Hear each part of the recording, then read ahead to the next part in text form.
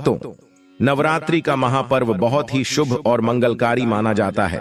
नवरात्रि के पूरे 9 दिन गंगा जल की हर एक बूंद की तरह पवित्र माने जाते हैं। ये शुभ समय भक्तों के जीवन में खुशियों की सौगात लेकर आता है। भक्तों, आपको बता दें, 2024 में इस साल मां दुर्गा पालकी पर सवार होकर आएंगी।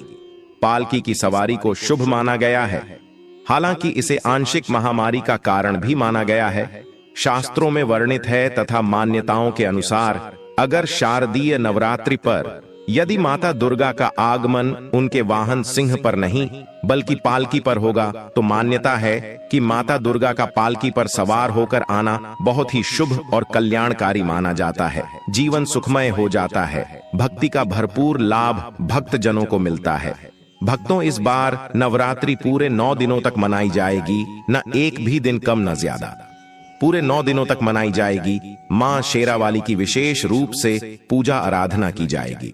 शारदीय नवरात्रि का महापर्व इस बार 2024 में 3 अक्टूबर 2024 गुरुवार से शुरू होकर नवरात्रि का समापन 11 अक्टूबर 2024 बुधवार को नवमी पर होगा। 12 अक्टूबर 2024 को विजयादशमी मनाई जाएगी। ऐसे में शारदीय नवरात्रि पर माता दुर्गा की कृपा पाने के लिए कलश स्थापना का शुभ मुहूर्त है। इस बार घट स्थापना का शुभ मुहूर्त सुबह 6:14 से सुबह 7:21 तक रहेगा। घट स्थापना की अवधि 1 घंटा 6 मिनट की है। घट स्थापना का अभिजीत मुहूर्त सुबह 11:45 से दोपहर 12:33 तक रहेगा। महाव्रत में की गई पूजा बहुत ही शुभ मानी जाती है। इससे समस्त देवी देवताओं की कृपा प्राप्त होती है और पूजा पाठ का फल कई लाख गुना प्राप्त होता है। ऐसे में जो व्यक्ति नवरात्र आने से पहले घर से ये चीजें बाहर कर देता है तो उसके घर में मां वैष्णो का होगा आगमन, माता लक्ष्मी का होगा वास। मां शेरावाली आपकी झोली खुशियों से भर देंगे। इसीलिए नवरात्र आने से पहले घर से ये चीजें फौरन हटा दें। सबसे पहले नवरात्रि के पहले ही मंदिर की अच्छी तरह से साफ सफाई कर लें। मंदिर के अंदर अगर पुरानी मालाएं हैं, टूटी फूटी मूर्तियां हैं, उसके साथ ही खाली माचिस की डिब्बी रखे हुए हैं तो उन्हें बाहर फेंक दें तथा खंडित मूर्ति को किसी नदी में प्रवाहित कर दें। घर में छोटे बच्चों को नवरात्रि का व्रत नहीं रखना चाहिए।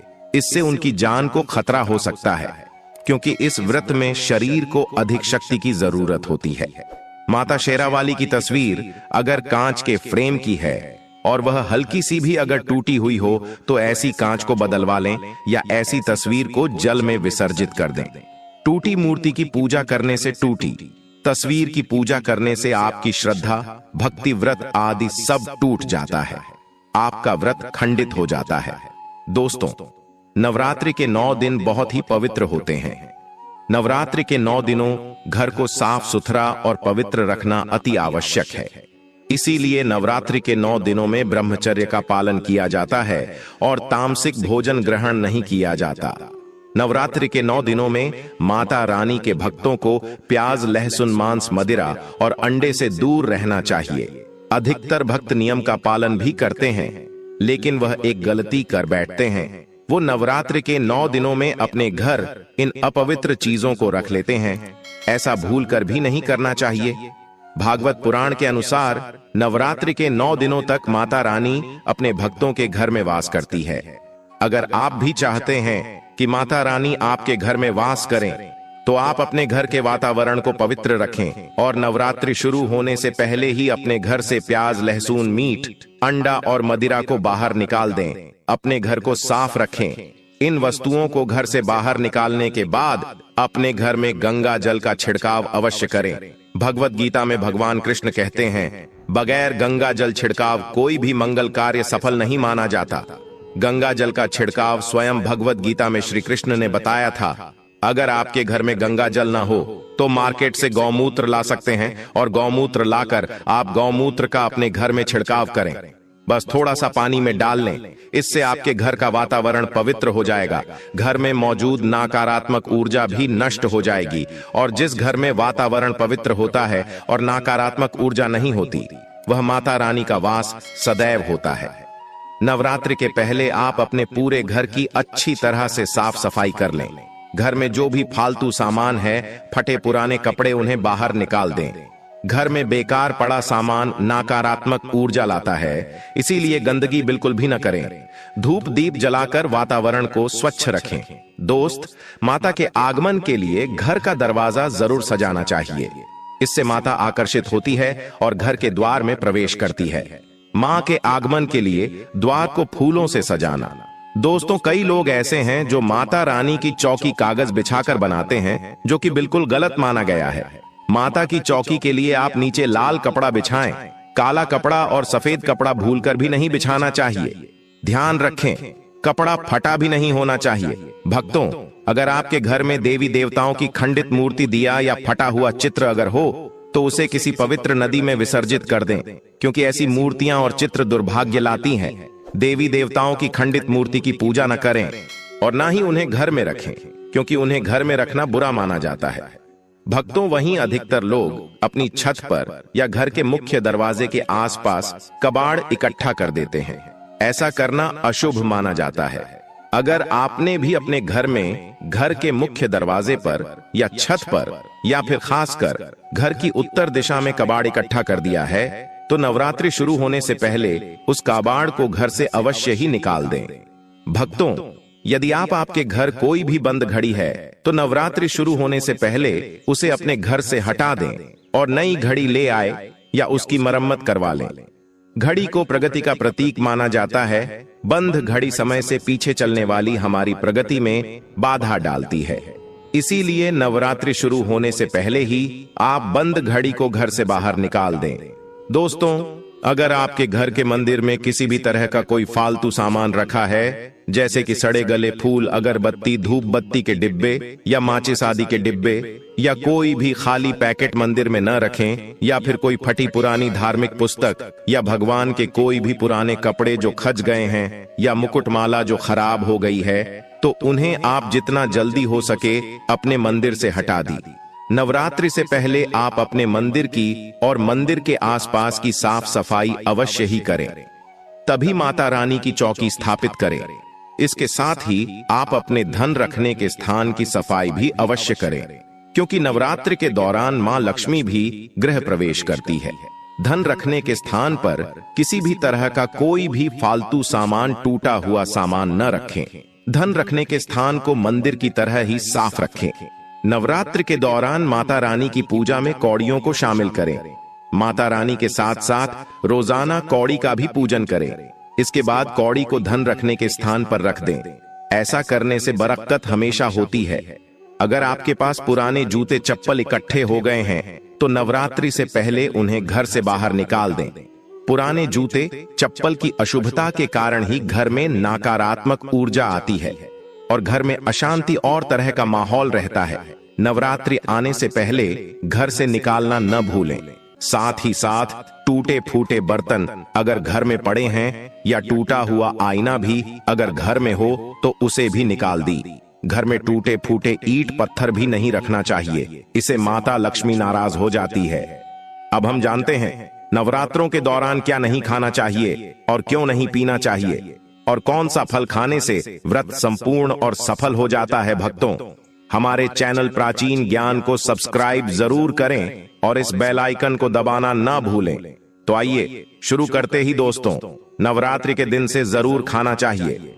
शास्त्रों में बताया जाता है कि भगवान के भोग में सेब आदि जरूर अर्पित किया जाता है।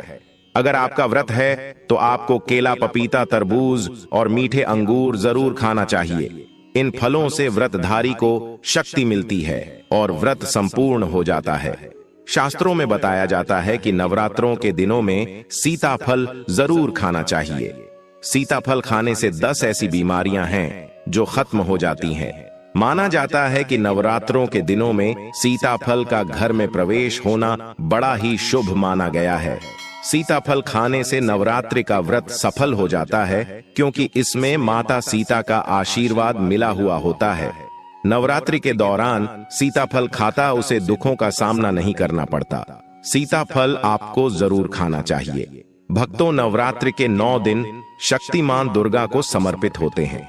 नवरात्रि के 9 दिन माता रानी के 9 अलग अलग स्वरूपों का पूजन किया जाता है। नवरात्रि के 9 दिनों में माता रानी को अलग अलग स्वरूप के हिसाब से अलग अलग भोग अर्पित किए जाते हैं। लेकिन क्या आप जानते हैं, कुछ ऐसी वस्तु हैं जिन्हें नवरात्रि के दौरान भूल कर भी माता रानी को अर्पित नहीं करना चाहिए। अगर इन वस्तुओं को आप गलती से भी माता रानी को अर्पित कर देते हैं तो आपको व्रत और पूजन का पूर्ण लाभ नहीं होगा। इसीलिए माता रानी की कृपा प्राप्त करने के लिए आपको यह जानना अति आवश्यक है कि वह कौन सी ऐसी वस्तु है जो माता रानी के पूजन में भूल कर भी इस्तेमाल नहीं करना चाहिए। तो आइए मां का जयकारा लगाते हुए वीडियो को शुरू करते हैं। भक्तों, नंबर 1, नवरात्रि के दौरान शादीशुदा महिलाओं को सफेद कपड़े पहनकर पूजा पाठ नहीं करना चाहिए। साथ ही साथ काले कपड़े भी नहीं पहनना चाहिए। इससे पूजा व्रत आदि खंडित हो जाती है। माता की चौकी जब आप लगाएं तो उसके नीचे कागज नहीं लगाना चाहिए। माता की चौकी हमेशा लाल कपड़ा बिछाकर ही बनाना चाहिए। हमेशा याद रहे, नवरात्रों के इन 9 दिनों तक व्रतधारी को अपना आसन चौकी के आगे ही लगाना चाहिए और मंदिर को नवरात्रों के दौरान अकेला नहीं छोड़ा जाता। बहुत ही अशुभ माना जाता है। इससे दुर्गा माता नाराज हो जाती है और हमेशा के लिए चली जाती है। भक्तों, नंबर 2, नारियल। हिंदू धर्म में नारियल को समृद्धि, धन, श्रद्धा और सम्मान का सूचक माना जाता है। नारियल को श्रीफल भी कहा जाता है। नारियल को सुख समृद्धि में वृद्धि करने वाला माना जाता है। नारियल का हर मांगलिक कार्य में विशेष महत्व होता है। जैसे कि आप सभी जानते हैं कि माता रानी के कई मंदिरों में नारियल से बलि भी दी जाती है और माता रानी के पूजन में नारियल का इस्तेमाल हम सभी करते हैं। खासकर कलश की स्थापना नारियल रखकर ही की जाती है। माता रानी के पूजन में हम नारियल इस्तेमाल करते समय कुछ गलतियां कर बैठते हैं। भक्तों, नारियल कई प्रकार के होते हैं। एक हरा, दूसरा सूखा, जिसके अंदर पानी होता है। जिस नारियल के अंदर पानी होता है, माता रानी के पूजन में सदैव पानी वाला और जटा वाला नारियल ही इस्तेमाल करें। नारियल का पूर्ण होना चाहिए। नारियल चटका हुआ या टूटा हुआ नहीं होना चाहिए, क्योंकि साबुत नारियल ही पूर्ण और पवित्रता का प्रतीक होता है। साबुत नारियल ही सुख समृद्धि का प्रतीक होता है। साबुत नारियल को ही श्रीफल यानी कि मां लक्ष्मी का फल कहा जाता है। नवरात्रि में माता रानी के कलश की स्थापना करते समय जटा वाला यानी पानी वाला नारियल ही कलश पर स्थापित करना चाहिए। साथ ही यह ध्यान रखना चाहिए कि नारियल को सदैव कलश के ऊपर लेटा कर रखना चाहिए। घट स्थापना करते समय कभी भी नारियल को खड़ा करके नहीं रखा जाता। नारियल को सदैव लेटाकर कलश के ऊपर रखा जाता है। साथ ही नारियल को स्थापित करने से पहले आप नारियल को लाल कपड़े में लपेटकर उस पर लाल चुनरी ओढ़ाकर आप नारियल को कलश के ऊपर स्थापित करें। शास्त्रों के अनुसार कलश के ऊपर जब सही तरीके से नारियल रखा जाता है और सही प्रकार का नारियल रखा जाता है, तब यह व्रत और भोजन का पूर्ण फल प्राप्त होता है। यह भी ध्यान रहे कि महिलाएं माता रानी को नारियल अर्पित कर सकती है, लेकिन कभी भी माता रानी के सामने नारियल को भूलकर भी नहीं वधेरना, क्योंकि नारियल बीज रूप होता है और स्त्रियां बीज रूप से ही शिशु को जन्म देती हैं। इसीलिए कभी भी महिलाओं को नारियल नहीं तोड़ना चाहिए।